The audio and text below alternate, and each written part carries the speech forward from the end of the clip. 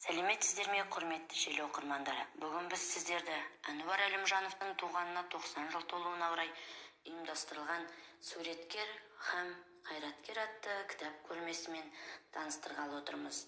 Кітап көрмесіне Әнуар Әлімжановтың қазақ және орыс тілінде шыққан шығармалары қойылған. Әнуар Әлімжанов 1930 жылы 12 мамырда қазіргі Алматы облысы Алакөл ауданы Қарлығаш ауылында дүниеге келген. Алдымен анасынан 1941 жылы әкеден айырылған. Ол интернатта балалар үйінде тәрбиеленіп білім алған. 1946-1949 жылдары Лепсі педагогика училищесінде, 1949-54 жылдары Қазақтың мемлекеттік университетінің журналистика факультетінде оқыды.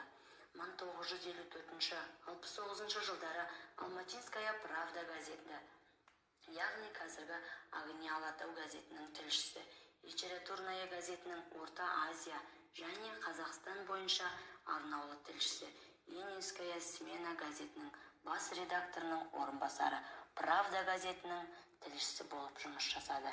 1969-1979 жылдары Қазақ әдебиеті газетінің бас редакторы, Қазақстан жазушылар одағының бірінші хатшысы қызметін атқарды.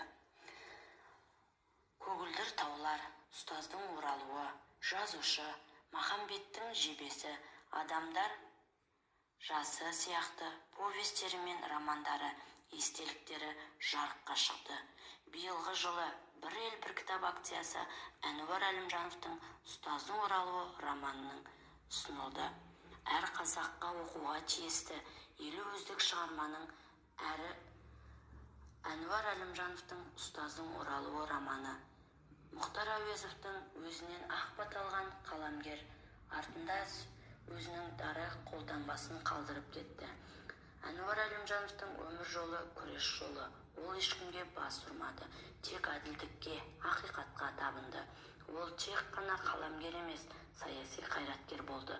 «Ұстаздың оралуы» Әнуар Әлімжановтың 10 ғасырдағы өмір кешкен кемеңгер, жерлес ғалымымыз кезінде шығыстың екінші ұстазы Әбу Насыр Әл-Фарабидің өмірі сөз етілді.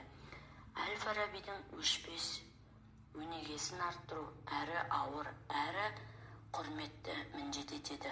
«Ұстаздың оралуында» керемет идея бар. Ол Әл-Фарабиді араб жұртына тек үйрену үшін емес, елі түркі әлемінің қыпшақ өркениетін таныту үшін жол тартқан. «Бір ел бір кітап» акциясын ауқымды насихаттап келе жатқан кітапхана ұлы тұлғалардың ұлы шығармаларын оқырман назарына ұсынамыз.